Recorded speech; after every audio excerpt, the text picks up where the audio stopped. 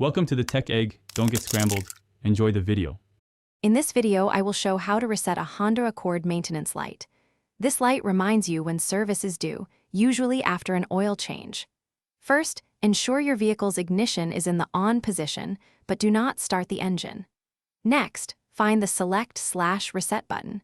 This button is often a small knob on your dashboard or a control on your steering wheel, depending on your specific Accord model. It's essential to locate this first.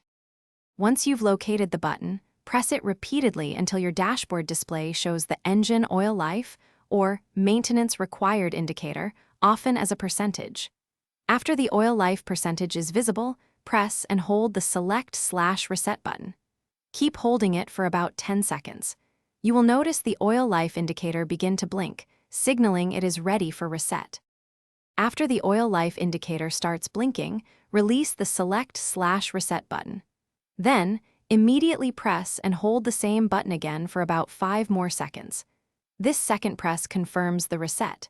The display should then change to show 100% oil life, and the maintenance light will turn off, confirming your successful reset.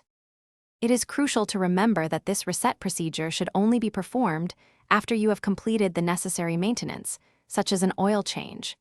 Resetting the light without actual service can lead to serious engine issues. Always consult your Honda Accord's owner's manual for the most accurate and specific instructions for your particular vehicle model. Proper maintenance ensures your car runs smoothly for many years.